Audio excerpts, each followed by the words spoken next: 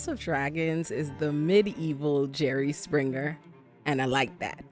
And I like that, okay? As somebody who watched both Game of Thrones and House of Dragons, I'm gonna come right out here with an unpopular opinion, but I like House of Dragons more. And the reason I do is because the whole thing ain't nothing more than medieval Jerry Springer, and that's my kind of carrying on. Like, listen, Game of Thrones can be very, very tedious. You gotta keep up with a bunch of history, a bunch of plot lines, a bunch of backstory, a bunch of war, a bunch of all kind of tactical plans. But for House of Dragons, all I need to know is who they not supposed to be and who gotta get up as a result. I loved House of Dragons so much during season 1 that I actually started making video reviews for it after every episode on Twitter, and people loved it. But I didn't have a YouTube at the time. So I said, I definitely want to do season 2 on my YouTube channel the minute that it comes out. So I figure the least I could do is give y'all a whole big backstory, a whole breakdown of season 1 for Asada. Asada, please. Y'all haven't met Asada actually officially. It's crazy because she gonna decide that this where she gonna sit. Does this look like a place that a cat can just stay? Look at her. Y'all all know Raheem, but recently I rescued this kitty, Asada. I literally rescued her, okay? I saved her literally off the road. This is my baby. I recently robbed her of her ovaries, and that's why she has the cone on. Asada, can mommy record? You can't just stay here, Asada. Okay, please. All right. Anyway, like I was saying before Asada decided to interrupt me, she's now laying down next to us.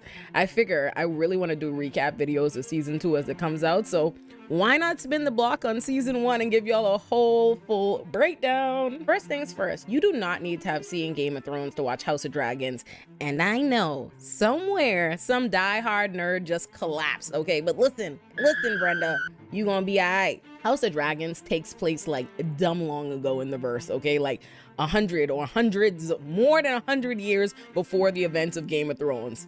You'll be all right without that knowledge. Just know that House of Dragons is about the Targaryens, okay? You know, the Malfoys of the Game of Thrones universe, okay? Daenerys Targaryen's family. It's about them, all right? And at the start of House of Dragons, listen, okay, I know the show is called House of the Dragon, but I don't have time for that, okay? I'm black. We call it House of Dragons. So at the start of House of Dragons, Viserys is the king. And y'all know how the whole royal monarchy bloodline thing is supposed to go. He needs an heir. He needs a son. And at the start of House of Dragons, he don't got one. But before we get there, let's get to how we even ended up with Viserys as king. Originally, the Targaryen that was king didn't have a son. So there became a whole question of who would be his heir. Would it be his daughter Rhaenys, or would it be his nephew Viserys? You know, the universe hates bitches. The universe hates women. I'm sorry. Clearly, I hate women too. Ooh. And so they went with Viserys and not Rhaenys, making Rhaenys known as the queen who never was. Now, in episode 1's present day, Viserys does not have a son yet. He has a daughter, Rhaenyra. And at the beginning of the episode, Rhaenyra's mom, Queen Aemma, is pregnant. And Viserys is gallivanting all around the kingdom, telling people how he just know he gonna have a son. And because he knows he has a son coming, he's preparing celebrations, and that's where his focus is at. But what we're eventually told is that Rhaenyra's mom has suffered like 5 different tragedies, lost 5 different children just trying to have a son for Viserys. And she tells him, listen, I know my duty is to give you an heir, but this is the last time. I've already buried 5 babies. I'm not doing it again. Now, back in the kingdom, we have a couple of we got to focus on. First is Daemon Targaryen. Daemon is Viserys' brother, and he is a sick and ain't nobody gonna tell me different, okay? I know a lot of y'all stand Daemon, and y'all need to get help, all right? I remember when season 1 was airing, and there was so many people romanticizing Daemon, and I was just over here like, no amount of being on Team Black will have me siding with this wicked, sociopathic, psychopathic, nut-ass. And right out the gate, you're supposed to know that Daemon is problematic, but you're supposed to receive it in this like badass that you're supposed to be rooting for, like how they trying to present Daemon. Funny enough, it's kind of the exact same kind of energy they try to present around Daemon in Vampire Diaries, right? Who also came into the show being a sick, psychopathic But anyhow, Daemon is a threat to Viserys' rule, or at least that's how everybody but Viserys sees it. The main person who really sees it is the hand to the king, Otto Hightower, who is another wicked we need to focus on. Because Viserys has no heir, there's always this commotion about whether or not he should name Daemon his successor. But sensible like Otto Hightower, wicked as he is, but sensible he is as well, sensible like Otto Hightower are like, no, because he recognizes that Daemon is a destructive, violent psychopath who would be dangerous to the realm and needs to be kept as far away from the throne as possible. But right quick. You know what's real interesting about them deciding that Damon is a psychopath that needs to be kept away from the crown? Do you know where they decide to put him? They decide to make him the chief of the city watch, like chief of police. Yeah. They decide that he should be kept away from the crown, and they give him all the tools to wreak havoc on the poor townsfolk, right? Because surely that's the... But on second thought, is not the most fitting place for a dangerous, violent psychopath, the police force. I mean... Makes sense. So yeah, we hate Damon because it's the police in every realm. But yeah, they sick to nut-ass Damon on the poor townsfolk, and he's round the place policing like he's Eric Adams. I mean, mutilated, massacring the townfolk, talking about he rounding up the criminals. But to be a little fair to Otto Hightower, at least when he heard that Damon was massacring the townsfolk, he was like, what? Like... And he did try to tell Viserys and them, like, y'all might want to get this wanton gangster away from seats of power. And Viserys is basically like, what do you want me to do? You told me to get him away from the court. I had to give him a job. Ooh, what's up? What's funny to me about this entire exchange is, like, while Otto and Corlys and everybody else at the table are trying to warn Viserys about Daemon, he's like, no, Daemon's not a problem. Meanwhile, Daemon is listening in the shadows like, you dumb bitch. You dumb bunny. Viserys literally goes, Daemon has ambition, but not for the throne. And this Daemon. That's what you think? Oh, okay. Anyway, so apart from that, what we learn about Daemon in episode 1 is that he has a wife that he don't be and don't never be at the crib where he's supposed to be with her. He be in the brothels and all the whores, and he has crazy sexual tension with his 15-year-old niece, Rhaenyra. Anyway, Rhaenyra, our protagonist, is best friends with Otto Hightower's daughter, Alicent. Another key character you need to learn about. In the first episode, Rhaenyra is depicted as being very close to her mother, who she's already seen go through 5 incredibly difficult pregnancies. But her mother reassures her that it's their duty to give their kings heirs, to give them a son, and that soon she'll be doing the same too. But Rhaenyra not really with that vision at all. She's really not on that run. She really is more into riding dragons and listening to what her daddy doing at the King's Round Table. She want to be a part of the decision making. She want to be like the boys in the mix. So Queen Aemma goes into labor, and instead of being at her bedside while she tries her endeavor best to give birth to his beloved heir, Viserys is out commencing, like, what do you call it, like the tournament of heirs. He out here having games and festivities to celebrate the labor. And what are the festivities he chooses to have to celebrate having a son? Games when is riding horses trying to off each other. And I mean, literally, like, some did off each other. The only thing you really need to know about these games is that we meet Sir Criston Cole, who is a common-born nobody who looked good. He do look good.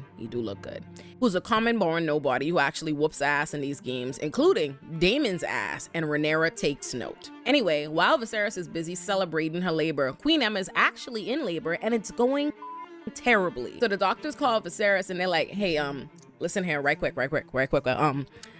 Your gal and this baby get dead. So, we could try to save the baby. Like, we could just call it a wraps on both them now. Or we could try to save baby and let your wife bleed out to death. What you want to do? And then Viserys decides all on his own, because it's important to note that they at no point bring this to Aemma, because God forbid a woman get a say on her own medical decisions, right? So Viserys decides all on his own that his wife, okay? Take the fucking baby and let that bitch bleed out her. And let me tell y'all, it really was just as heartless as I described it. Like, it really was some cold shit. Literally, the minute that Viserys decides that it's the baby over Aemma, these doctors, like, they cease to stop seeing her as a person. Like, they don't even see her. They don't hear her. She's screaming for help. They grab her so violently, and they literally tear this woman open while she's screaming and leave her to bleed out and die. And what's extra crazy about it is up until this point, the show has gone out of their way to let us know that Viserys and Aemma actually have like a real relationship. That this is not just a political marriage. They actually love each other, and there's some significance and closeness there. They even go out of their way to show you that Viserys is a kinder man and king than most. And even that kinder man said, his wife, let her bleed out and die without any say for herself, which should really tell you just how much these men value even the potential life of men and boys over the existing women and girls in their lives. Ain't that some shit? So Queen Aemma dies, and then within hours, the son she gave birth to dies too. And within hours, everybody's just like, who gonna be Viserys' heir? Who he gonna remarry so they could give him an heir? We need a son. We need an heir. Emma. Body not even cold yet. Like, shoot's not even cold, hot, right? Because they just burn him up. Body ain't even charred up yet. They done talking about the next bitch he needs to marry. Ain't that some shit? And you know what this Otto Hightower does? Otto calls down to his chamber his 15-year-old daughter, and he says, hey, right quick, let me run something by you. Put on one of your mama's dresses. Yeah, put on one of your mama's dresses and go down to that old grizzly old man ass called the king, otherwise known as your best friend's daddy, and try to seduce him. Yeah, that'd be nice. You do that. Listen to me and listen to me good. Otto Hightower is a sick, power hungry, nasty, like a nasty. And listen, I know everybody hates Alicent, and me too, and we gonna get there, but not this episode, not for this. Y'all be letting y'all hatred for Alicent have y'all like victim blaming and blaming this little ass girl for the way grown ass men are taking advantage of her. Please. That little girl was quite literally a little girl being manipulated and pimped out by her fucking daddy to her best friend's daddy. While Otto is literally in the scene, while Otto is telling her to go down to the king's chambers, you can literally see this poor little girl stressed out, tearing at her finger beds from the stress. Like, listen, poor baby, okay? That poor baby. If you never feel for Alicent ever again in your life, feel for her now, okay? Feel for her now. Okay? Alicent deserved your sympathy at this particular moment. The most important part of this episode is that Viserys decides to name Rhaenyra, his daughter, his heir. And listen, even as somebody firmly Team Black, this is single-handedly the worst decision this could have made. But we'll get back to why later. So, episode 2 begins with Lord Corlys mad as about pirates and somebody called a crab feeder stealing his ships, wrecking his ships, all kind of problems, right? They doing pirate shit. He's upset. He really wants to go to war with the free territories, and everybody is like, no, dog. No, we don't want to go to war. But listen, we really don't care for real. I'm telling you, House of Dragons is really just about the scandal. Okay, we're here for the scandal. We're here for the mess. But in the course of his ranting, Lord Corlys mentions that Daemon, who's supposed to be at Runestone, is at Dragonstone, which he illegally seized and has been there for a year and a half without any opposition from the crown. So in other words, Corlys is basically saying, smell like bitchy here. So then Otto says, hey yo, chill out, man. This the king you talking to. A seat at the king's table does not make you his equal. Viserys responds to Corlys by letting him know, listen, we have it under control, we have done things, we have some soldiers waiting, we have a protocol, chill out, right? But Rhaenyra, who's eavesdropping, says to Viserys, you have dragons. You could send us on dragons, it would be a show of force. Now, I find this scene really interesting once you've seen the entirety of the show. Because when you first watch it, it comes across like Viserys lacks grit. Like he lacks the balls necessary to do what a king really does, right? Which is clearly what people like Corlys and Daemon believe, right?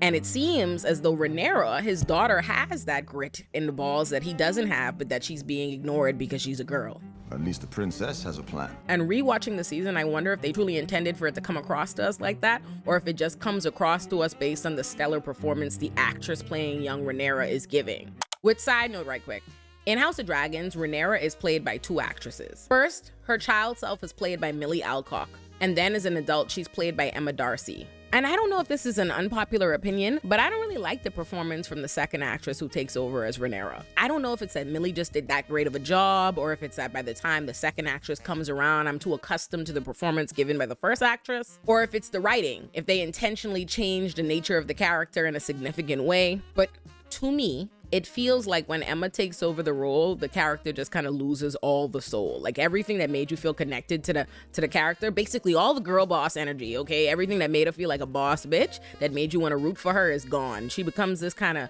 timid, scary character. She just feels like she's lost all the essence of the first character. Or not the first character, the first Rhaenyra, right? But that's really the problem, is that they feel like 2 different characters, young Rhaenyra and old Rhaenyra, and The second Rhaenyra, old Rhaenyra, feels almost uninspiring. They not only feel like two entirely different characters, but one of them feels totally uninspiring at a time in the story when Rhaenyra needs me to feel inspired. They need me to rally behind this character. And the only thing that really keeps me on her team, Team Black, is because of the goodwill earned by the original actress playing Rhaenyra. And I don't know if the show intentionally wanted us to feel as though the older Rhaenyra had been gutted, like she'd lost some of her spark to motherhood or to the High Towers, or that she just kind of been beaten down over time. It's entirely possible, like it's entirely possible that they wanted us to feel like she'd lost something that will be found by the time she learns of the events of the season finale and season 2 starts. It's entirely possible, but I still feel very meh towards the second Rhaenyra's performance. Anyway, we'll talk about this later. Back to what I was saying about this scene. What I was saying is that it's interesting that in this scene, Rhaenyra comes across to us as though she's maybe stronger and wiser or has something that Viserys lacks. We're gonna come back to this scene later on in the video when we're talking about the season finale, because it's exactly this kind of thinking in this scene that I think is gonna cost her dearly in the season finale, and maybe reveal to us how Viserys was a better king with maybe more long-term vision than he was given credit for. Moving on. So Rhaenys, the queen who never was, and her husband, Lord Corlys, which by the way, Lord Corlys, okay, these are the Valyrians. They are the black people with blonde hair who also ride dragons, but like, they not the leader of the dragons the way the Targaryens are. They got ships, okay? That's their whole thing. But anyway, the Valyrians are their cousins. They're also real royal. They black, they fine, they poppin'. Anyhow, Rhaenys and Lord Corlys try to offer up Viserys their daughter, their little daughter Laena, for a hand in marriage, right? They're basically like, if you marry her, you could unite our houses. That would be real powerful. That's a good move. That's a power move. Rhaenys and Corlys' entire argument is basically, you looking real pussy out here, okay? You out here naming girls to be your heir. Your brother out here wildin'. He done claimed Dragonstone and you ain't said shit. The pirates and the crab feeders out here wildin' on the stepstones. You look like a bitch right now. You might want to get with the winning team and get some power. Show the realm that you're not pussy. Which tactically in their world is a sensible decision. In my world, it's still some nasty, nasty shit. You out here selling your little ass girl to this old man. And they is no they wrong. You know, they is no they wrong. You know what's crazy? I'm sorry, quick little, at some point when Rhaenyra's out here entertaining her different suitors, right? All these different men want to marry her. She comments about all these old ass men wanting to marry her, like, ooh, they should be ashamed of themselves offering their old ass hand in marriage. And it's like, if you think that, I feel like you need to have more to say about your daddy doing the same thing. And you need to have more to say about cutting up with your uncle. Okay, Rhaenyra. But anyway, let's be real, because Viserys doesn't even really consider their marriage proposal because Otto Hightower's already got to him. He's already been convinced that it's a good idea to maybe entertain his daughter's 15-year-old best friend. Okay. And that shit's just so crazy for so many reasons. Because what really blows me is that Viserys and Rhaenyra already have a strained relationship. And Viserys allegedly cares about the fact that they have this strained relationship. And yet, he has the nerve to be in chambers talking to his daughter's best friend, who is 15 years old, talking about, oh, she doesn't like to talk to you. She don't like to talk to you. She don't like to talk to you. Your argument, she don't like to talk to you. She does not like to talk to you. She feels distant from you since her mama died, and you think that her friend is gonna help, bestie? Yeah? You think entertaining a dalliance with her little best friend is gonna help? Okay, all right, cool.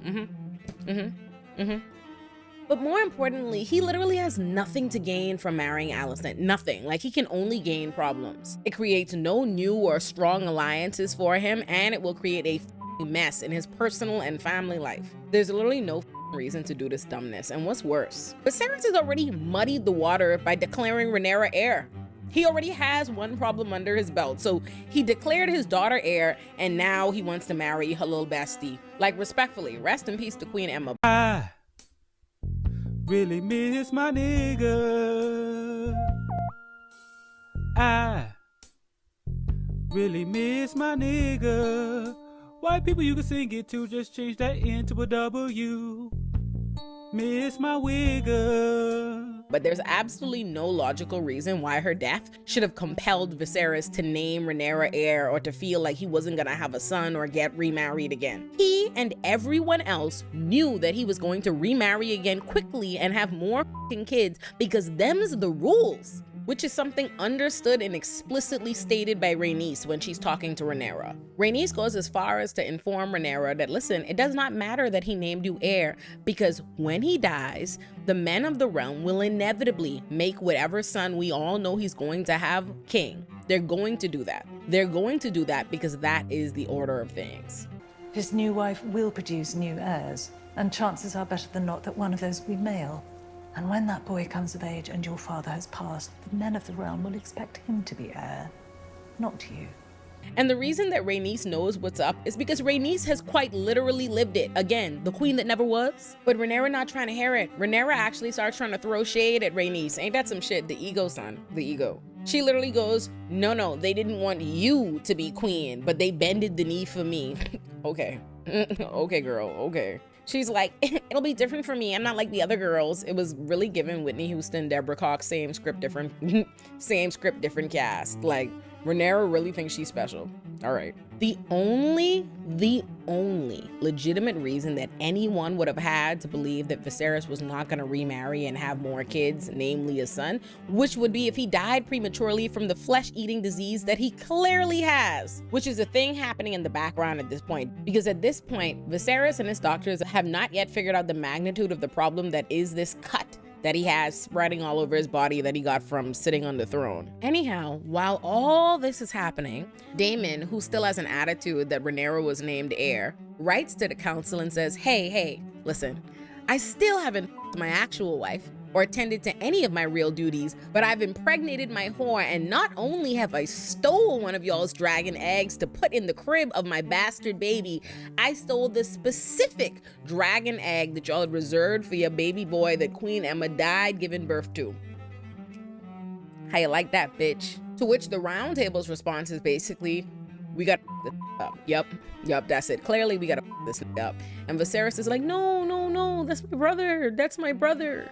And everybody is basically like, are you stupid? Can't you see that this motherfucker has gone crazy, that he's uncontrollable? Don't you see it? He sees Dragonstone, he's stealing dragon eggs, he's surrounded by an army and dragons. Wake up, wake up, wake up! So Otto takes a trip to Dragonstone to basically be like, hey, listen, right quick, you gotta leave Dragonstone, you gotta return the egg, and you gotta banish this horse war, or it's war. But then Daemon's dragon, Caraxes, pops up like, it's not gonna, you know what I'm saying? It ain't gonna, nah, it ain't gonna work. You sure about that? Are you sure about that? Rhaenyra rolls through on her dragon, gets straight up in Daemon's face, and tells him, hey, reminder, I'm the princess of Dragonstone, and you're on my throne doing Clearly the problem you have is with me because I'm the heir, so say it to my face. If you're not gonna kill me to my face, then return this dragon egg and go about your business. How about that? Unwilling to kill his niece? You know, I can't even be like unwilling to kill his niece because I'm not sure whether, Do we believe that Daemon's soft spot that he has for Rhaenyra is because she's family or because he wants to go? Like, that's a sick thing to have to ask, right? But like, do we think the reason that Daemon wouldn't lift a hand, do we think the reason that Daemon doesn't hurt Rhaenyra in this moment is because she's his niece? Because he doesn't want to really go to war? Or because he wants to his niece? Anyhow, while we're pondering that, Daemon's whore not even pregnant. She wasn't even pregnant. He was just capping for attention. So Rhaenyra returns and Viserys tearfully tells her, listen, I have to get remarried. I have to get remarried because of my duties to the realm. And Rhaenyra understands this. And to give Viserys a little bit of credit, he did wait 6 months before he remarries, or at least before he has this conversation with Rhaenyra, telling her that he's gonna remarry. And Rhaenyra understands this. She completely understands. But here's the fucking thing. Understanding that your father, the king, has to remarry is an entirely different thing from understanding why he needs to remarry your 15-year-old best friend. Big difference, my. You definitely don't have to do that. And he definitely didn't tell her. And it's crazy because he's acting like he cares so much about his daughter's opinion that he has to like tearfully tell her, oh, I have to get remarried, as though that's what her true objection would be. Like, the real problem, the thing he really needs to disclose to his daughter isn't that he's her best friend. But he doesn't tell her that. But immediately after, he goes right to the round table where Rhaenyra is in the room, and so is Alicent. And then he announces to everybody that he's going to not just get remarried, but remarry Alicent Hightower. So Alicent's standing there looking anxious, Rhaenyra's standing there looking stunned, and Corlys is mad as like outraged. This leaps to his feet. And he's like, this is absurd. My house is literally the most powerful house in the realm. Like, what is this disrespect? What is this disrespect? So Corlys and Rhaenyra both storm out. And the next we see Corlys, he's back at his home in Driftmark, where he summoned Daemon to basically tell him, listen, my family has had to work for our shit, okay? We are technically, according to some texts, we're actually older than the Targaryens, but we actually had to carve out our names. We didn't know dragons. We couldn't just ride on the fame of dragons. I actually had to go to sea and make a name for my family. And I'll be damned, I lose my shit to some pirates because your pussy ass brother don't want to do shit about it. So Corlys went from Daemon is a liability doing the most to let me form an alliance with Daemon because I'm sick of Viserys' shit, because Viserys wouldn't consent to Corlys sending his navy into the Stepstones to battle the pirates in the Crab Feeder. So of course, Daemon and Corlys come up with a plan to go rogue.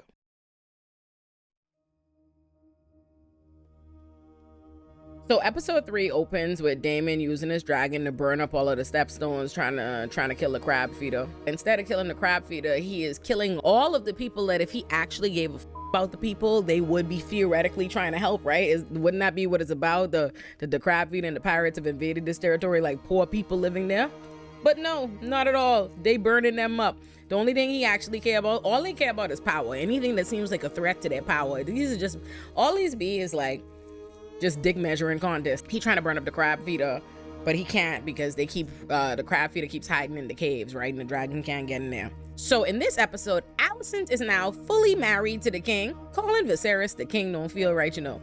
Alicent is fully married to Viserys and fully pregnant with her second child, and she's already had a son, Aegon, and now she busy trying to get Rhaenyra to with her, but nothing to go so, okay? Rhaenyra not with it. And listen, you know I already told y'all that I don't hold Alicent responsible for having a Viserys or having a get with Viserys. But bitch, act like you have some sense, okay? Like, imagine your best friend's mommy dies in childbirth and you sneak behind her back to fuck her daddy, then marry her daddy, and now you waltzing around her mommy's kingdom talking about how your babies came without a fuss when her mommy died in childbirth. Alicent need her fucking ass beat, okay? Alicent need her ass beat. Like, how does she possibly expect Rhaenyra to with her? Like, you know what I'm saying? Like, even if you don't hold her, even if you don't blame her for how she ended up with Viserys, that don't mean it make any goddamn sense that you would expect Rhaenyra to with you. Like, be so for real. And speaking of abominable decisions that came about because of sick ass Otto Hightower, I really can't say it better than I said it the first time, so roll it.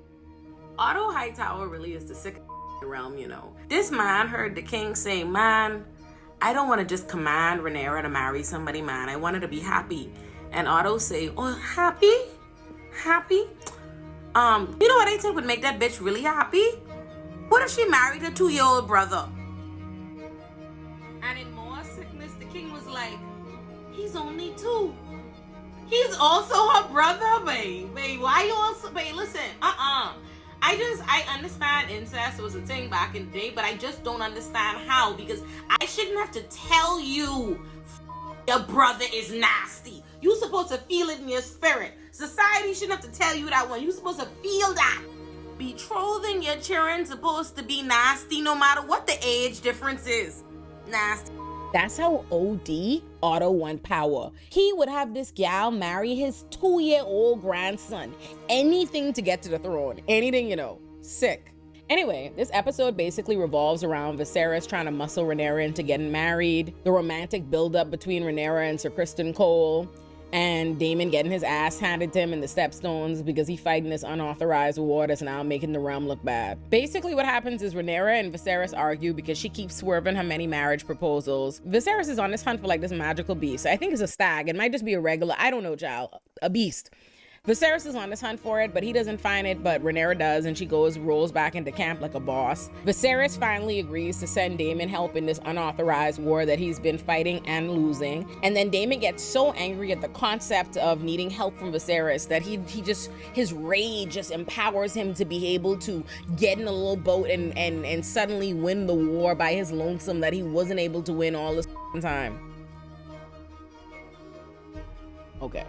And we do meet Larys Strong this episode, and I just want to point that out because he is you got to keep your eyes on.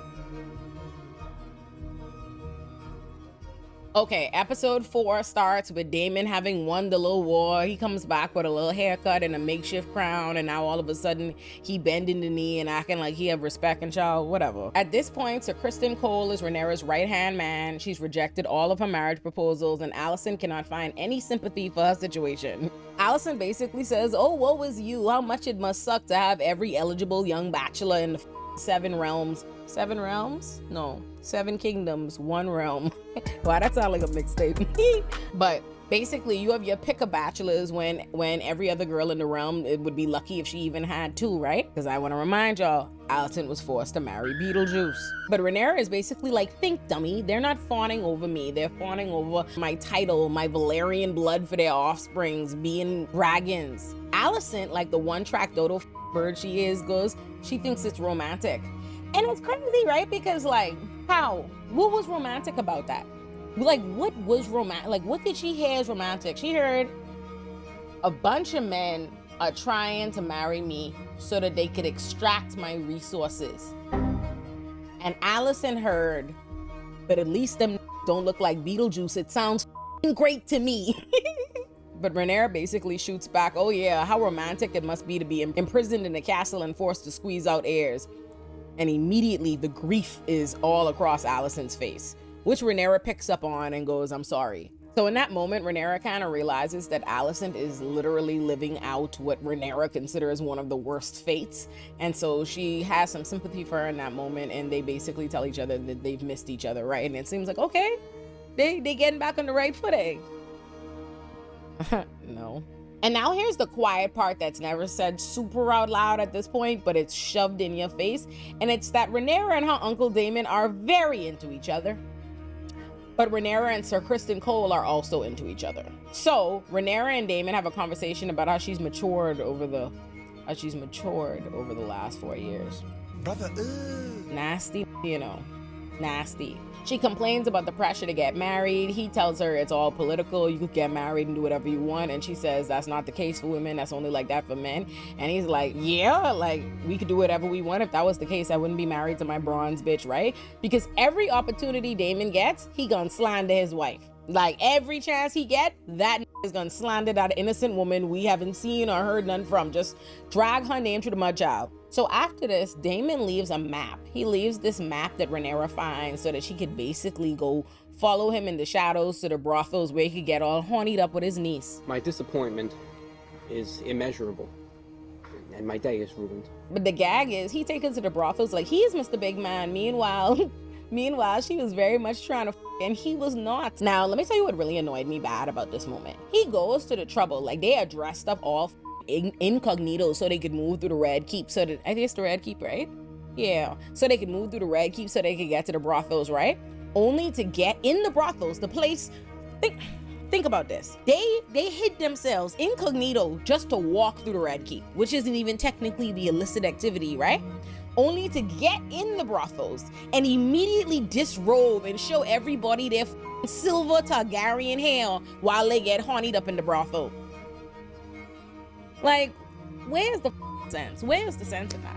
Anyway, Daemon wasn't trying to but he done get Rhaenyra all hornied up, so Rhaenyra say, I ain't about to have blue balls. She goes back to the kingdom and immediately starts trying to put some pussy on Sir Criston Cole, okay? And put some pussy on him, she did. Now I want y'all to know, all right? Before I switch up, I just want y'all to know. When I first watched this, when this episode first aired, I was like, yes! Like, yes! Like, at this point, listen, Sir Criston Cole is mad cute. And at this point, the man had been a gem. He hadn't done nothing wrong, and he was the obvious choice. As far as I'm concerned, of course we're gonna root for him over the evil thumb uncle.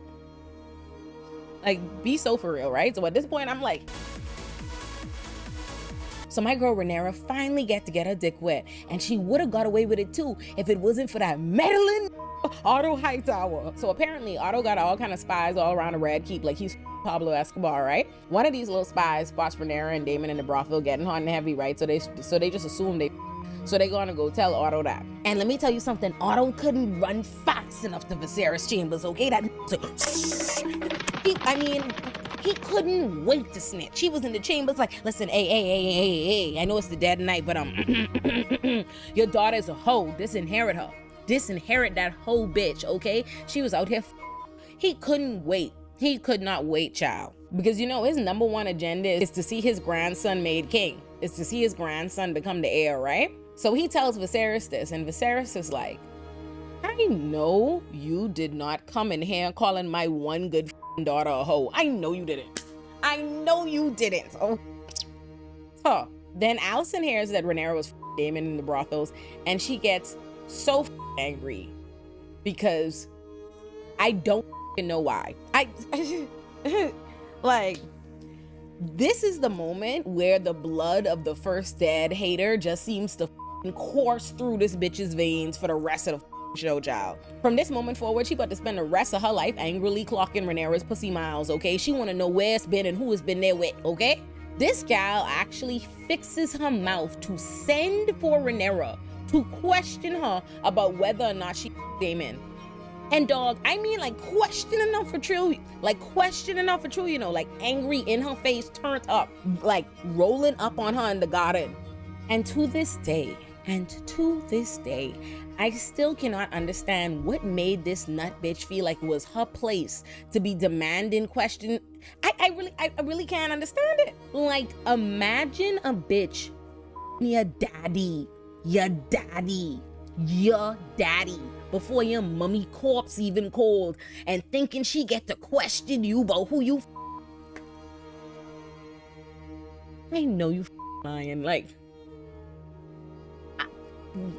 let me tell you something. I thought white men had audacity, but nobody has audacity like Alicent Hightower, okay? The audacity on that bitch is crazy. Like, Alicent is really standing there, being a bitch that the entire realm knows regularly Beetlejuice, turning up her nose at Rhaenyra. Like, dog, she's on real disrespect time. Rhaenyra's like, you know it's a vile accusation to accuse me of sleeping with. And Alicent goes, is it? You Targaryens are known to have queer customs. You Targaryens are known to have queer customs. Word, bitch? This you? This you who is laid next to an old decaying Targaryen every night? We have queer customs, but it's you who daddy told you to put on your dead mother's dress to go seduce my daddy. But it's us who weird. Let me tell y'all something. If I was Rhaenyra, I would actually still be dislodging my foot out of Alicent ass for asking me that. Cause ain't no gal who daddy worked for us and who my daddy gonna be standing in my garden questioning me about where my pussy been and who it been there with. No sir. Knowing she my senior citizen dying daddy. No sir, not me. Anyway though, Rhaenyra just denies it instead of asking Alicent what the did it mean. Y'all can't see it, but Asada just bit me. Like, and she's still there. Like, you see her mouth is still... Asada, the people can see you biting me. Why are you biting me? What's the problem? Asada, okay, I'm gonna pick you up. I promise you I'm gonna give you some love. Just let go of my shirt. What's the problem? Asada likes attention. I guess she just wanted attention. Yeah, she's purring now. It's my apologies. I had you up. My fault. Okay, Asada, I have to record. Is that okay? Oh my god, she immediately put her paw on me the minute I said, can I record? When Asada decides she wants love, it's love time. Anyway, Rhaenyra denies it instead of asking Alicent what the it has to do with her, and Alicent believes her. So Viserys questions Daemon, and rather than deny it, Daemon, being the nasty that he is like, why does it matter if I her? He's like, why does it matter if I your daughter? Me and you was all the gals in the brothels back when we was her age. Viserys, ever the believer in gender roles, is like, it's different. We were men. She's just a young girl. She's just a young girl and she's your niece. And again, resident nasty Daemon is like, better me than these other niggas. And so Viserys is like, you've ruined her. Ain't nobody gonna marry her now. And Daemon is like, let me marry her. Let me make an honest woman out of her. And Viserys is like, bang, I get it now. I see the play. You don't even want to marry her. This is just because she's the heir. You want the throne. He was like, you already have a wife. Take your ass back to the Vale where your wife is and go consummate your marriage and go fulfill your duties. So Viserys is all heated at Daemon and Rhaenyra. And in a surprise twist, Alicent, just having been convinced by Rhaenyra that it didn't happen, takes up for Rhaenyra. She tells Viserys that Daemon is an opportunist and a liar, and that he just wants you to believe he Rhaenyra, which is true. This is all true. So Viserys believes Alicent, which he should in this context. She's right. She is right. But because he believes Alicent, he decides to fire her daddy, Otto. Because in his mind, it's Otto who gave him that bad intel because he's working against his daughter, which is also all true. So he fires Otto. Dun dun dun.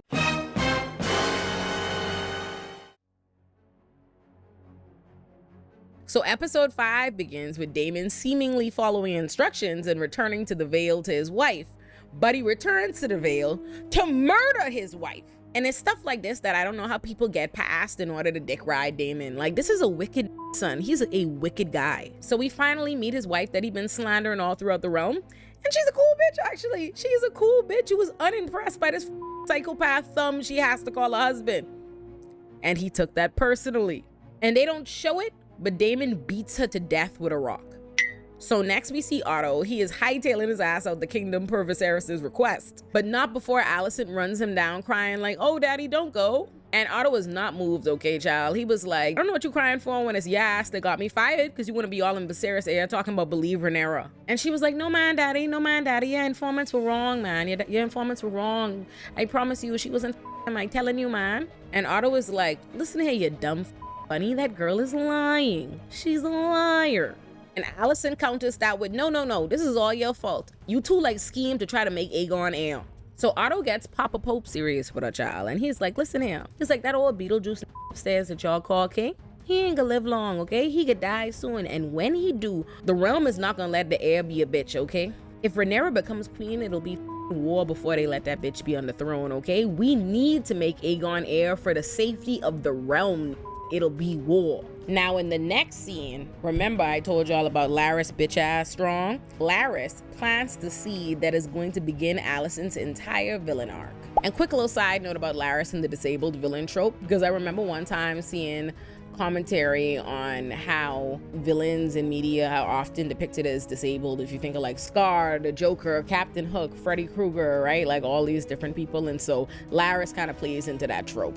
So anyway, Larys, ever the opportunist looking to ingratiate himself with a powerful queen, takes his ass over to Alicent in the garden and he's like, oh, what an injustice how your daddy was fired. Because you ain't heard it from me, but Rhaenyra was definitely and she definitely lied to you. And listen, baby, when I tell you Alicent run hot, she runs so hot and she never cooled down ever again for the rest of time, okay? Beef, all right? Like, Alicent is the epitome of his up and his stuck. The epitome. So while this is happening, Viserys and Corlys are having a conversation. They come to an agreement that Rhaenyra is going to marry Lord Corlys' son, Sir Laenor, the brother to Laena, their daughter they'd once tried to marry off to Viserys. They come to a compromise that Laenor and Rhaenyra's children will be Velaryons, but if any of them ascend to the throne, then they'll be Targaryens. Because as Viserys puts it, Targaryens have run shit all this time and they're gonna keep running shit. So Rhaenyra and Laenor are cousins, so they already know each other. So they now meet with the knowledge that they have to get married, and they immediately come to an understanding. And that understanding is that Sir Laenor is gay and Rhaenyra wants to be for the streets. So they agree to marry and produce heirs, but be free to do whatever and whomever on the side, which is magic to both their heirs. Now, everybody with good sense knows Laenor is gay, including his father, Lord Corlys, but he doesn't want to acknowledge it because power. He dancing all around Driftmark like, ooh, what a great arrangement. What a great deal I rocked it. Like, ooh. And Rhaenys is over there like, you know our son is gay. Why are you putting him in harm's way? You setting him up for failure. You are literally endangering his life. And then Corlys ass over there being Lulu and deliberately obtuse, and he's like, what? Maybe he'll outgrow the gay. So Rhaenys once again tries to plead with this man, and she's like, listen to me and listen to me good. They will never let Rhaenyra be queen. They will kill her, her husband, and her heirs. So it is our son whose life you are endangering with this. And Corlys is like, but we've got dragons and we've got ships. What could ever go wrong? Now, here is the moment where this episode becomes known as the episode that Sir Criston Cole becomes the most bitch ass in the realm. I mean, bitch assness of epic proportion, Olympic level bitch assness. I never seen nothing like it. To this day, never seen nothing like it. So Rhaenyra is on the boat on the way to her marriage with Sir Laenor when Sir Criston Cole approaches her, apparently having just fell out the pussy and into the Lululand, and he says, let's run away together. Let's start over. Let's be nobodies so we could be married and be in love. And while he's saying that, my girl Rhaenyra is looking at him like she can't even believe her ears. At one point while he's giving her the speech, my girl is like, are you asking for leave? You asking to quit? She's like, if you wanna go do your own thing, that ain't no problem. But she's really looking at him like, have you lost your mind? You want me to give up the 7 kingdoms to be your wife? To be nobody with you? Be serious, dog. Like, play a position. Like, just look at Rhaenyra's face. Look at her hands. And that's when she tries to hit him with the bad news, good news, like, no, I'm not gonna give up being heir to a kingdom, but good news, we can keep. She's like, me and my betrothed made an arrangement. We are free to do as we please. He gonna do his thing, I'm gonna do my thing, which is you. You're my thing. And then, in never before seen land, Sir Criston Cole is like, you want me to be your whore? Now was like, bitch, do I look like your whore? Am I just a mother concubine? Like, this on the boat, and he really starts tripping, like out loud tripping. Mind you, this is supposed to be a secret affair, you know. He starts tripping. This outraged. Like, dog, just look at his face. But in all seriousness, let me break down just how irritating this is. Like, moments ago, this was just trying to give up his knighthood so he could go live in infamy with her. But the minute she not with the vision, suddenly being a knight is the most important shit that ever happened to him. It's the only thing he has, and she's sullied it. Be so for real. Mind you, he wouldn't even be a knight if it wasn't for Rhaenyra, so what are we even talking about? Also, this whole I took an oath chastity nonsense. First of all, Sir Criston Cole was no virgin. In episode 3, he was talking to Rhaenyra and talking about when he used to be knocking bitches down once upon a time ago. Second, and importantly, Sir Criston Cole is grown. He is Rhaenyra's senior, and he is very much her senior the entirety of the show. But more importantly, he is very much her senior when he takes her virginity, which she did not take at gunpoint, which she did not take after promising to be with him or to marry him or to anything. She didn't try to have sex with him and then he suddenly started telling her about his chastity and his oath. No. She didn't do nothing at gunpoint. He was all too eager to dick her down. In fact, he quite literally unarmed himself. He had to take off a metal suit. And at no point did she promise to marry him or be with him for eternity or do shit. That man never once brought up his chastity or any moral afflictions or any of that shit. But the minute she rejects his romantic proposal, all of a sudden he hyperventilating about his chastity. Get the fuck out of here with that. Also, let me remind y'all that Rhaenyra is played by 2 actresses because one has to denote her in childhood and one has to denote her in adulthood. Sir Criston Cole is played by one actor. He is a grown ass man the entirety of the show. And the entirety of his sexual relationship consists with Rhaenyra in her child era, in her youth era. Like, just look at how this grown ass man is carrying on in front of this little girl. Like, somebody get him the f out of here. So he storms off to go pout at the other end of the boat, presumably. But while this is happening, Laenor is off talking to his boo, who's considerably happier than Sir Criston Cole was to learn that he'll be able to continue his relationship with his beloved. Now, this is the moment. Like, the last scene was just like, it shocked me. When I watched it the first time, I was just shocked. I never seen a man conduct himself in this manner. But it didn't make me hate him. It wouldn't make me stop with him, but it wouldn't have made me hate him. But this next scene is when let me explain something to you.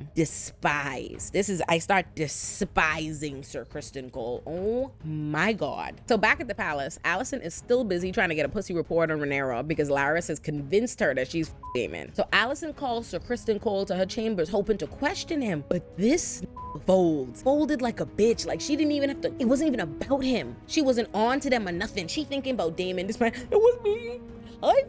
So from this moment, I despise Sir Criston Cole and Alicent despises Rhaenyra, okay? It's up and it's stuck from that moment forward. In her mind, Rhaenyra done lied straight to her face and got her daddy fired. And now she's alone in this kingdom, married to an old dying man, raising a bunch of babies. Meanwhile, she resents Rhaenyra because in her mind, Rhaenyra gets to the cutest in the kingdom and do what she wants and skirts her responsibilities, right? Like, Rhaenyra got way too much freedom for Alicent's liking because Alicent feels imprisoned by duty. Ciao. So anyhow, she is hot. So she gets to do all this and still get to be heir over Alicent's child. Alicent is hot, okay?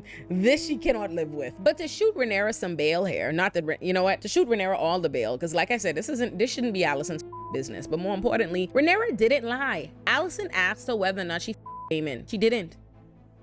Otto said she Daemon and she didn't. His intel was wrong. Alicent asked her a very specific question about Daemon. If she wanted a broader answer, she should have asked a broader question. So the royal wedding celebrations begin because again, Rhaenyra and Laenor are getting married. And the whole time this dinner is going on, Sir Criston Cole is heated. I mean, worst side chick in history. Like, cannot play his position for nothing. Like, blowing up the spot. Like, he over there like Arthur Fist.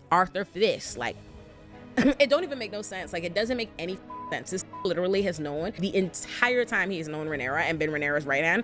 It has been to Rhaenyra courting them, having Rhaenyra prepare to get married. Rhaenyra picking a nigga to get married. Like, it makes no sense. It makes no sense. He been Rhaenyra, have been Rhaenyra, knowing that, like, none of this. I mean, my God, this man is so heated she's getting married, and for the love of God, I cannot understand why. He literally knew that he and her could never be a thing. He knew she was the heir to the 7 kingdoms, and he knows that she's not even into her husband, so what's all this hemming and hawing about? Then in the middle of dinner, Alicent shows up dramatically and intentionally late in the middle of Viserys' speech, and she shows up in green, which is the moment like Team Black and Team Green become a real thing, right? Like, that's her. In Hightower land, green means they go into war, so that was the way she let everybody know it's up and it's stuck. And as though we don't have enough drama going on, of course Daemon shows up, because unbeknownst to Sir Criston Cole, he and Rhaenyra aren't endgame. Daemon and her are. Meanwhile, Laenor's boo, who reasonably understands that this arrangement is a good thing for him and whoever Rhaenyra's lover is, and that the marriage in no way threatens what they've got going on, he's observant enough to be able to tell that Sir Criston Cole must be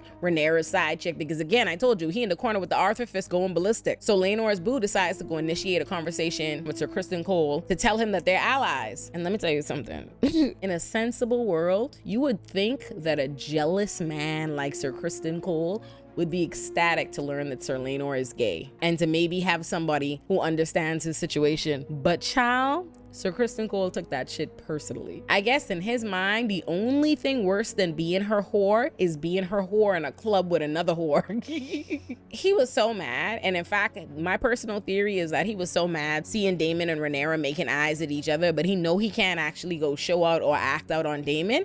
And so he really marches through the party and beats Laenor's boo to death. I mean, the shit was brutal. The scene was like that. I was truly like upset. Like, when I say Sir Criston Cole is irredeemable to me, like, he is a bitch ass forevermore. Dog, it was gruesome. And poor Laenor, dog, he was hurt the way Laenor ran with the way they showed that his head, my dope. And then, as though he's not already the weakest, most bitch ass in the realm, he goes to the garden to go kill himself. And then Alicent saves him, and thus beginning a lifetime allegiance between these two jealous bitch ass losers who can't live with their own choices, so they blame Rhaenyra. And then Rhaenyra and Laenor have a very, very miserable, gloomy, bloody wedding immediately after the dinner, because celebrations are done, festivities are done. Once you murder and the scene, like, nobody want to party with y'all, so might as well get it over with.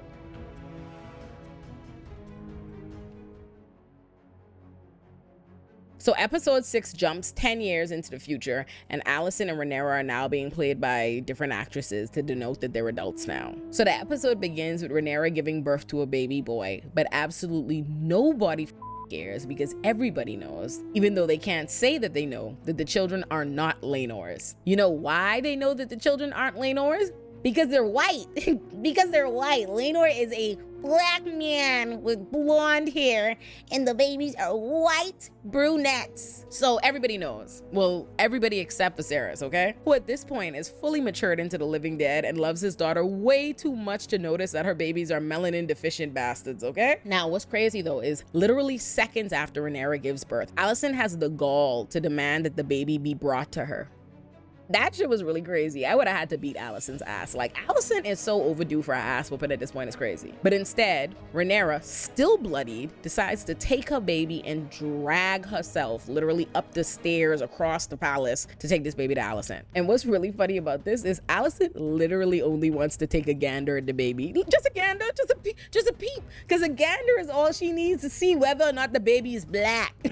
It truly, I must say, Rhaenyra is my bitch. But it truly warms my heart that in this mythical universe, a white woman is being shamed because her babies aren't black. Beautiful. Like, we love to see it. We love to see it. Oh, look at fantasy. We soon meet Rhaenyra's 2 other children, both boys, both white.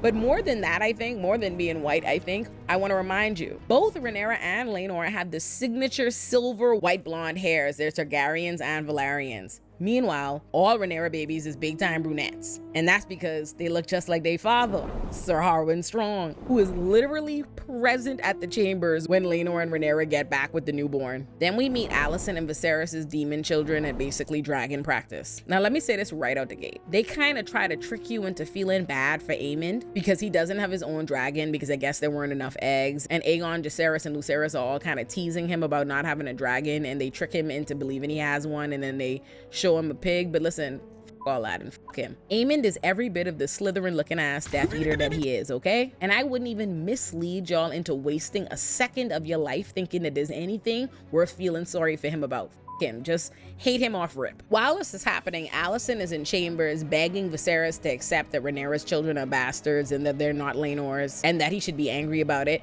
And Viserys is basically like, keep my daughter's name out your mouth before you meet some grave consequences, bitch. So Alicent, realizing that she doesn't have an heir in Viserys, goes off to complain to the one person who wants to hear it most, Sir Criston Cole's bitch ass. And here's what's funny. While Alicent is working overtime worrying about Rhaenyra's children, her children are busy being degenerates. Because literally in the next scene, we see Aegon jacking off in the same window Joffrey's brother gonna kill himself in like 100 years. And as you see Aegon jacking off in the window, you think to yourself, this is who Alicent so badly wants to be heir? The audacity on that bitch is crazy. This is who we need to entrust the realm to. Okay, I see you're unserious. You're unserious. I got it. And the gag is Aegon is unserious and he knows it. He has no interest in being king. But Alicent is literally working overtime to convince him that Rhaenyra will kill him and his brothers and anybody when she becomes queen because they're a threat to her reign. And Aegon is just like, well, then I won't challenge her. And Alicent is like, listen to you dumb bunny. They gonna kill you regardless. Fucking listen.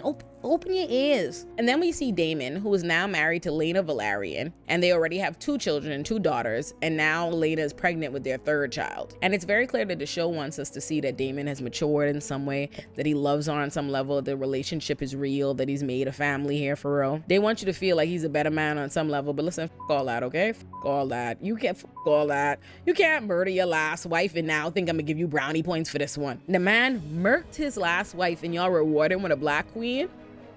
No, sir. No, sir. I don't like it. I don't like it. I don't like it. I always hated it. But speaking of evil, look at Alicent's demon children with Rhaenyra's children, fueled by the hate of Sir Criston Cole. All because he's mad that they're Sir Harwin's kids because Sir Harwin gets to Rhaenyra. And it's like, you could have got to fuck Rhaenyra. You had first dibs, okay? She literally, you was supposed to be side chick number 1. You was her main bitch. Like, whose fault is it that you didn't want to play a position? That you didn't want to be the bottom bitch? This is your own fault. There was enough pussy to go around. That's all I'm saying. Rhaenyra told you. Anyway, Kristen Cole is so petty. I'm surprised he don't walk around the kingdom singing I hit it first. Like, he's so crazy. So then they fired Saharan Strong from the City Watch for defending Jacaerys and Lucerys. Because let's be real, what it really is you out here looking like they father too loudly in public. That's what the real thing he's getting fired for. That's the quiet part they won't say out loud, right? So then the Hand, who is now Sir Harwin Strong's daddy, I think Lionel Strong, he goes to resign. He's like, listen, my son has disgraced our house. I can no longer like walk around these halls with what people be saying. And Viserys is like, what they be saying? Viserys is like challenging, like, yeah, say it. Say it. If you was a man, mention to me the bastard allegations. And because he ain't gonna say it, though, like, mind you, hold on, while this is happening, Allison is right there like, yeah, say it. Because she went here so bad, the Hayden bitch. But he doesn't say it. And Viserys is like, okay, so you can't resign. But then he asks, okay, well, can I at least accompany my son back to our home? If he's not going to be in the City Watch, he needs to now resume his role of leadership of heading our house, right? Now, remember I told y'all earlier that adult Rhaenyra is way more timid than youth Rhaenyra. Rhaenyra now feels incredibly vulnerable, that people are always talking about her sons being bastards, and she's worried about Alicent's family. So instead of acting like a bitch who is the heir to the kingdom and has her own dragons, she tries to make herself small and she tries to appease Alicent. So she tries to publicly apologize to Alicent for any issues there may be between them, and she offers for her son Jacaerys to marry Alicent's daughter Helena, her sister, who I guess Helena is. And she promises that when Syrax gets their next batch of eggs, Syrax is her dragon. When Syrax gets some more eggs, they make sure that Alicent's son Aemon gets dibs on getting an egg. Viserys, of course, loves this. Alicent, not moved, okay? But what was crazy is while Alicent is busy casting all this judgment on Rhaenyra because she Arwen Strong, meanwhile, she got Larys Strong. Think about this. She hate, you know what? Actually, it do make more sense. I was gonna say she casting all this judgment, and I was gonna say that's crazy, but when you think about it, if Rhaenyra is fucking Sir Harwin Strong, let's take a second to look at Sir Harwin Strong, because he do look strong.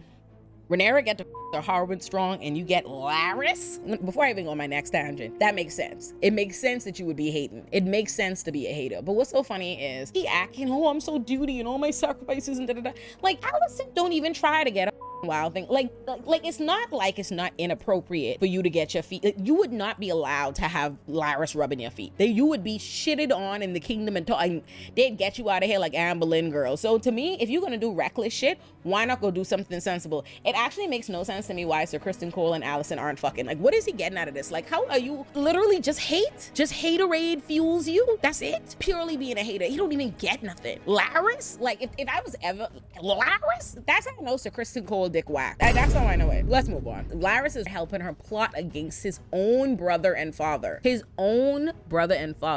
Wickedness. Now, back yonder, wherever Daemon and Laena are, Laena is in labor and it's not going well. And again, I told you, they want to make it a point to show us that Daemon is much kinder and a better man now. It's funny because this whole Daemon-Laena setup is the epitome of, like, in How I Met Your Mother, if you watch How I Met Your Mother, how they waste all your time showing you Ted be amazing with his wife, who actually ends up being the mother, just so they could immediately put him with Robin. And it's like, that woman was wasted. And it's the same thing. It's like, they just want to show you, the only reason they're bothering to show you, like, a good relationship with Daemon and Laena, or try to show you he's a better man, is because they want to make it easier for you to feel comfortable rooting for him and Rhaenyra when they're together, because the is evil. So child, whatever.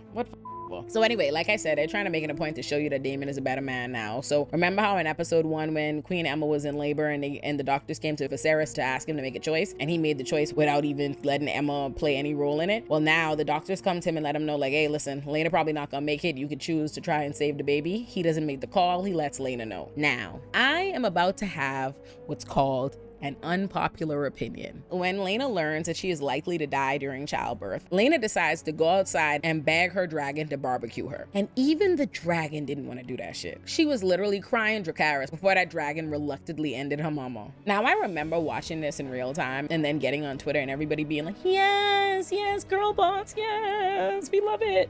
And I'm like, okay, maybe y'all don't care about the fact that she decided to light her and the baby up without even the slightest consideration of whether the baby might have made it. But she decided to have herself barbecued outside of her existing children's bedroom windows. God damn! And they left her charred body out there. Like, they left it out there. Like, could you just imagine how traumatic that shit was for her babies? They went to sleep thinking that they were gonna have a new sibling, and they woke up to their mother and new siblings' babies' bodies charred outside their window. Think about the children. Think about the children. Like, I get it. Go out on your own terms. But I mean, okay though. Okay. Now, remember I told y'all that Harwin Strong and his daddy were leaving to go back home? Would y'all believe me if I told you Laris got them burned to death? He literally had his own brother and father burned alive for no other reason than to ingratiate himself with Alicent and to become the head of the house. Sick. I was upset. And I really liked Harwin and I really liked his daddy. I was upset. Sick. Episode 7 begins with Lord Corlys's brother throwing mad shade at Rhaenyra and her children at Laena's funeral. Mad shade. He all in the funeral like, Laena leaves behind 2 real children, not bastards. Laena kids got real Valyrian blood. Staring right at Rhaenyra. He wanted to call Rhaenyra a filthy mudblood so bad. And Viserys, Rhaenyra, and Daemon all picked up on the shade. It was clear. And poor Jacaerys has way more sense than his mummy gives him credit for. He knows that Harwin Strong is his daddy and that he just died. So when Rhaenyra goes over to Jacaerys to tell him to go comfort Laena's daughters because they just lost their mother, he looks Rhaenyra dead in the eye and he tells her he has an equal claim to sympathy and they should be at Harwin Strong's funeral. I know that's right. I know that's right, baby. I know that's right. Stand for your daddy, okay? Rep your daddy. Rep your set. We love it. But Rhaenyra just continues to gaslight her son for his own safety and insists that they are not family. Okay, girl. Okay. And shortly after that, we learned that the same Alicent who was outraged at the idea of marrying her only daughter to Jacaerys instead married her only daughter to her sick-ass, degenerate-ass son.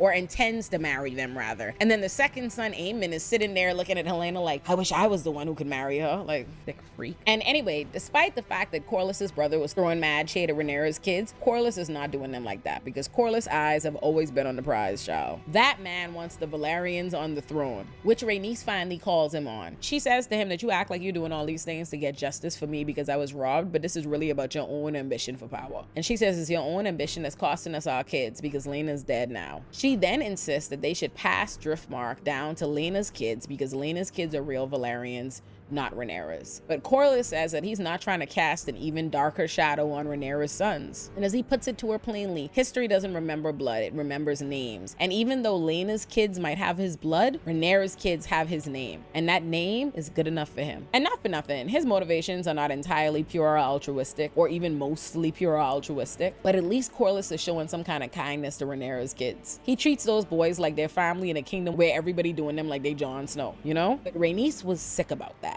Sick about it. Now here's the fundamental difference between Rhaenyra's sons and Alicent's sons. Jacaerys went to comfort Laena's daughters, even though he's lost his own father and no one will or can comfort him. But Aemon goes out of his way to steal Laena's dragon that her own daughter was supposed to get. So when Laena's daughters discover that Aemon stole their mother's dragons, they are incredibly upset. And this wicked little Death Eater starts talking crazy to them, and he literally starts punching and beating up these girls with all his might. So Rhaenyra's sons jump in and everybody starts jumping in. But eventually Aemon gets the drop on them. He gets the drop on Lucerys, Rhaenyra's youngest son, and he gets a rock to bash him. He literally says that he's gonna kill him. Like, he literally tells him that he's going to die. He has the rock to him and he tells him he's going to die screaming like his father.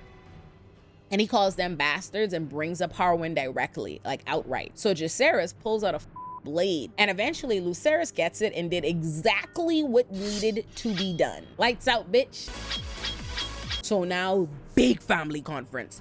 And everybody there except Laenor. Viserys, Alicent, Daemon, Corlys, Rhaenyra, and all the kids. And of course, Alicent there playing big defense for her wicked ass son. She claiming he was the victim and Rhaenyra's kids attacked him. Meanwhile, Laena's kids and Alicent's kids are there telling the real story, mind you, you know. So Jacaerys tells Rhaenyra that they called them bastards, right? So Rhaenyra tells Viserys, no, my sons were defending themselves against vile ass accusations. And she says what the accusations are. So Viserys is like, where did you hear that from? And Aemon, knowing that if he says it was his mom, heads will roll, he says, Aegon told me. So Viserys asks Aegon, where'd you hear that? And Aegon is like, we know. I didn't hear it from nobody. We know. Everybody knows. Just look at them. And poor Viserys. Poor Viserys. At this point, Viserys don't even got no arm no more. Viserys is missing an arm, and these people stressing him right the fuck out with all this family drama, okay? So Viserys is like, oh, this incessant family fighting shit has to stop it. Y'all are family, cut it out. And Alicent is like, that's not good enough. I want one of her son's eyes. I want an eye for an eye. Like, this bitch has officially lost her mind. This is really the moment when Rhaenyra should have realized that this is a nut bitch who's lost all her marbles, and she really need to hem this bitch up. Like, the moment a bitch asks for your son's eye, you need to hem her up. That bitch is a problem. That bitch hates you. Like, that's hate. That's hate. Ain't no family in that. So Viserys tells her hell no, and she straight up says, fuck you. Fuck what the king said. And she demands that Sir Criston Cole takes one of Lucerys's eyes. This is really the moment for me when Rhaenyra really solidifies, becomes a pussy. Like, this is it.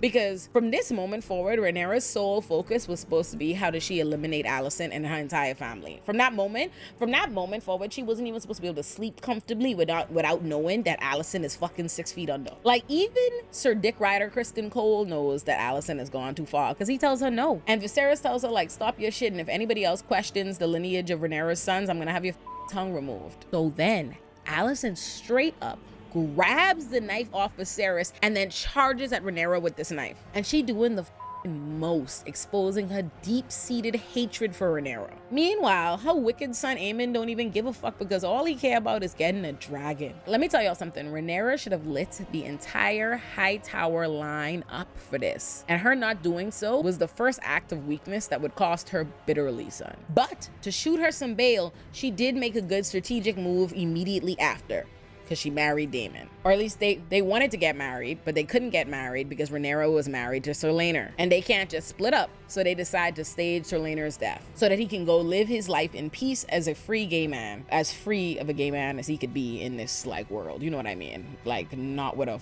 life and like kingdom to tend to, right? But the problem with this plan is that they can't tell Corlys and Rhaenys that it's staged. So Corlys and Rhaenys, who literally just lost Laena, become obviously convinced that Rhaenyra and Daemon killed Laenor so that they could be together. So they are heated. As far as they are concerned, they have lost their two children, at least their main children. They have a child left. Their two children, Laenor and Laena, to this family is smoke.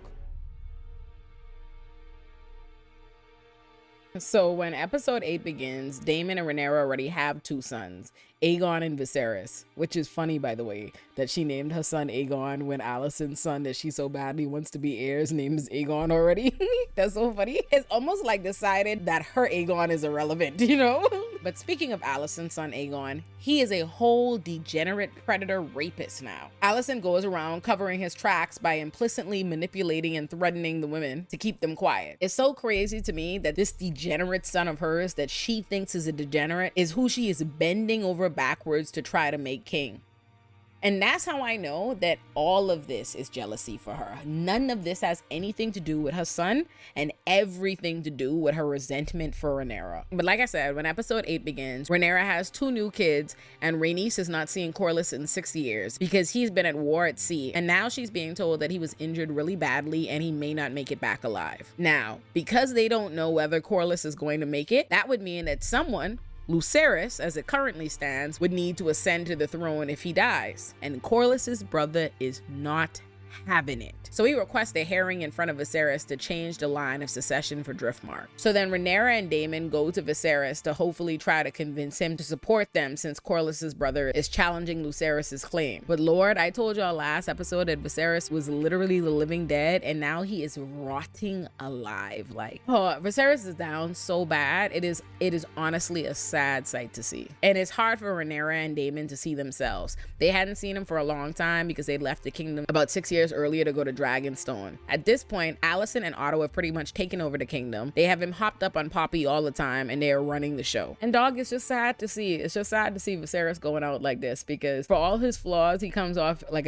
he's a very kind-hearted man. He deserved better, man. He's the only white powerful monarch I ever had some sympathy for. Poor guy. So Rhaenyra goes to Rhaenys to try to convince her to support her against Corlys's brother's challenge. She even promises to have her sons, Jacaerys and Lucerys, marry Laena's daughters, Baela and Rhaena. But I want to remind y'all, Rhaenys still thinks that Daemon and Rhaenyra killed Laenor, so she tells her to kick box, okay? So Rhaenyra goes one last time to a dying Viserys to try to plead with him to defend her. So then comes the hearing, and Otto is sitting on the Iron Throne in place of Viserys, listening to Corlys's brother Lord Vaemond throw nothing but dirt on Lucerys and Jacaerys' name, okay? Then, in a shocking turn of events, it makes it very clear that it's been quite some time that anybody's seen Viserys like on official king duties, because he appears, and when I say that man hobbled himself to the throne using his every last bit of energy to defend his daughter, I know that's right. I know that's right. I honestly might have teared up the first time I watched it. I honestly think this episode I was crying. I was boohooing a little bit for Viserys, but I fell for Viserys, but my heart was hurt. It genuinely moves me how much Viserys loves Rhaenyra and values being a father to Rhaenyra. It's a nice thing to see in this world where people don't see their children as anything more than legacies and political pawns, you know? So Viserys literally drags himself all the way to the Iron Throne where he tosses Otto off. And he says, I'm not gonna say it again, okay? My daughter is the heir. Her sons are Valerians. That's it. It's settled. Driftmark is theirs. And even though Rhaenys don't with Rhaenyra and Daemon, and she literally had just finished telling Rhaenyra she was not going to support her, when Viserys specifically asked Rhaenys what her husband Corlys would have wanted, she told the truth, that Corlys wanted Driftmark to pass to Lucerys, and she announces that Rhaenyra intends to marry Jacaerys and Lucerys to Rhaena and Baela. But remember, I told y'all, Lord Corlys's brother Vaemond was already up there throwing dirt on Jacaerys and Lucerys' name. And he done got so comfortable doing that because of Otto and Alicent that when this happens, he starts talking bold crazy again. I mean, like hot cash. He starts talking so much shit that, you know what? You'll see. You'll see. Roll it. You break law and centuries of tradition to install your daughter as heir. Yet you dare tell me who deserves to inherit the name Velaryon. That is no true Velaryon. Her children are bastards! We'll have your tongue for that. The last really noteworthy thing that happened in the episode is that when Viserys is on his deathbed, he thinks he's talking to Rhaenyra about a dream he had. He's talking about her and her son Aegon, right? And how they're supposed to be heir. He's actually talking to Alicent, and Alicent pretends to believe that, as far as I'm concerned, she's pretending, okay? She knows good and well that Viserys has never wanted her child to be heir. She knows he doesn't want Aegon to be heir. She knows that. She knows that. The man has done said that to her every day of her life, including today, that day. So anyway, she acts like she believed he was telling her this on his deathbed, but he really wanted her Aegon to be heir, or he saw him to be heir. And so then Viserys dies. This entire episode 9 is literally just Team Green working overtime to supplant Rhaenyra as heir and put Aegon on the throne before Rhaenyra is even made aware her father is dead. And like when I say working overtime, I mean bending over backwards, okay? They literally go as far as to imprison lords who wouldn't swear allegiance to them and kill them. But you know who did get the fuck out alive? Big boss Rhaenys.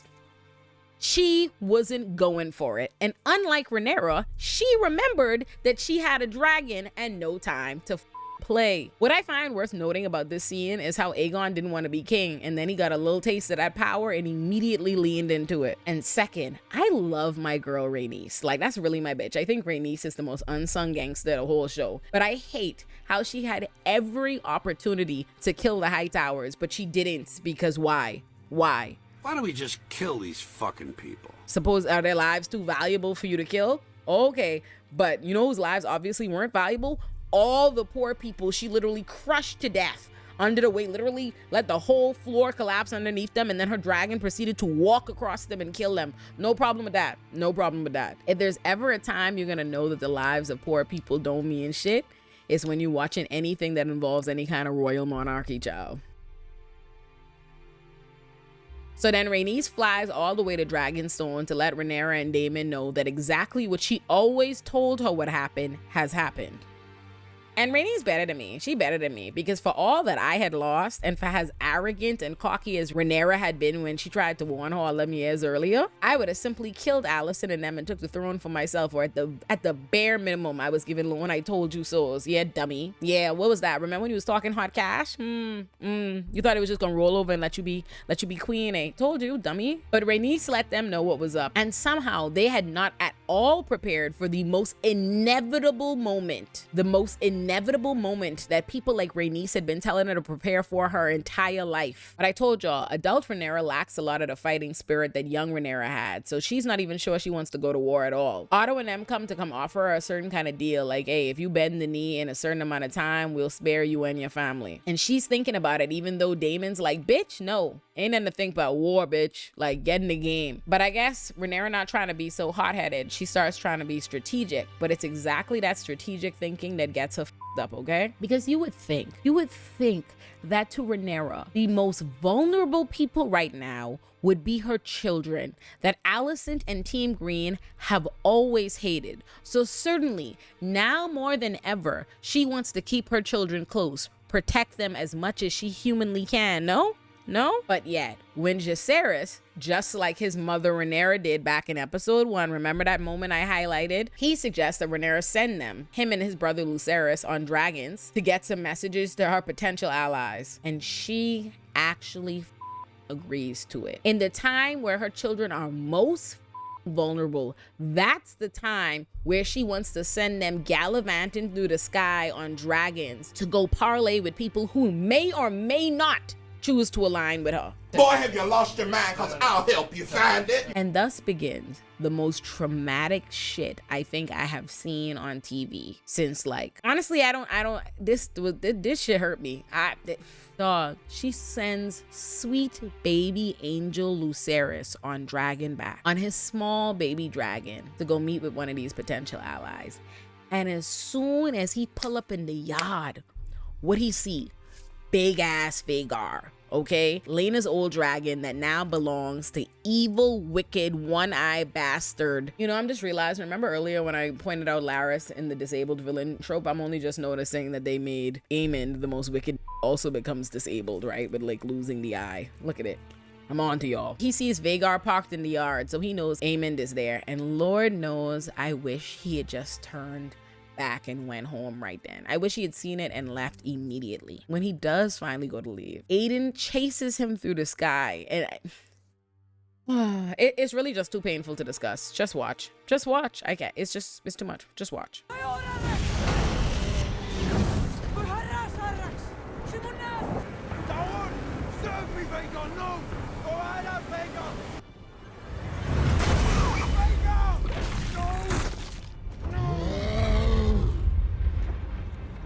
I honestly cannot do it justice, just how much I hate Aemond. So I'm just gonna play you my actual live reaction to the premiere when I saw it. My nerves on me, but I really need this little boy to get on this dragon and fly away. This one-eyed come in. Lord, I wouldn't be shocked if he chased him in the sky.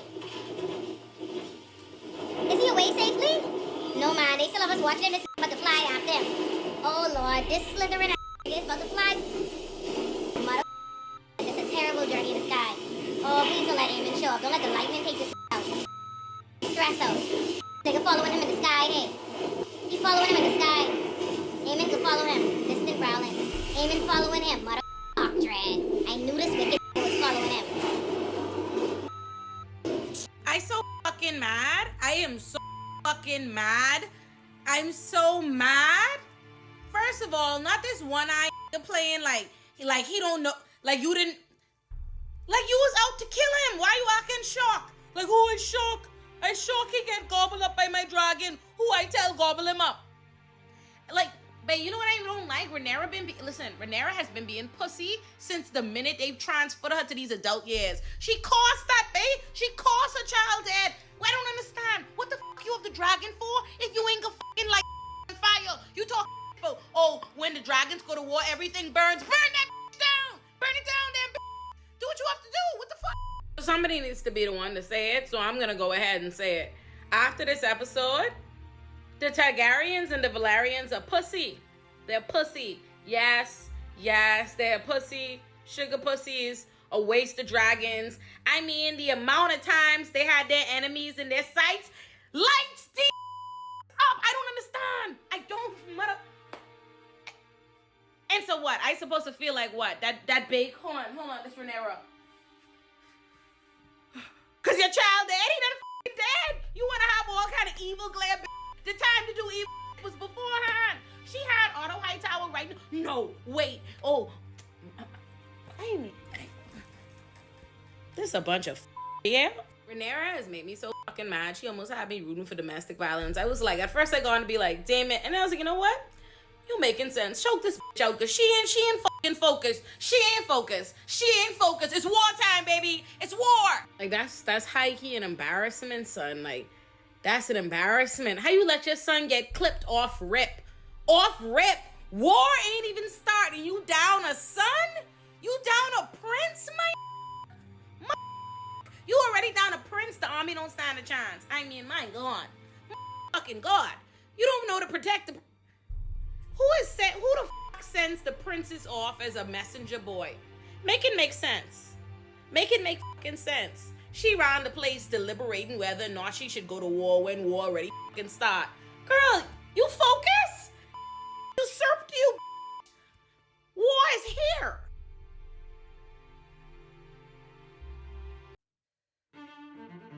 Okay, here are some of my final thoughts. I know that we Team Black members are not supposed to say this, but all of this could have and would have been avoided if Viserys didn't panic for absolutely no reason and name Rhaenyra heir, and then double, triple, and quadruple down on it, even after he had a wife and a son. I appreciate the father he was trying to be to Rhaenyra, and I deeply like Viserys as a character, and I think the actor did an amazing job. And the reason I really like the character is because you don't often see powerful men depicted as prioritizing family over power.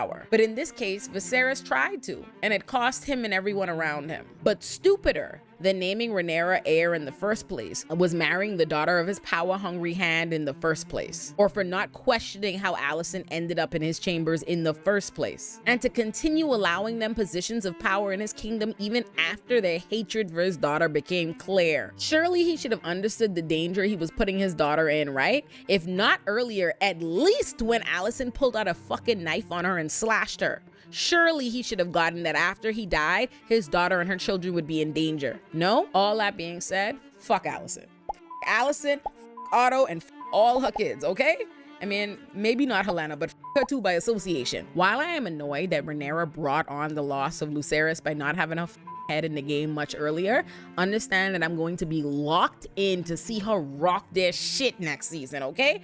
And I hope y'all lock in and watch it with me. All in all, justice for Lucerys, justice for Harwin, Larys Strong, Sir Criston Cole, and the Hightowers as a staff, as a record label, and as a mother crew. And if you want to be down with them, hey, you too, okay?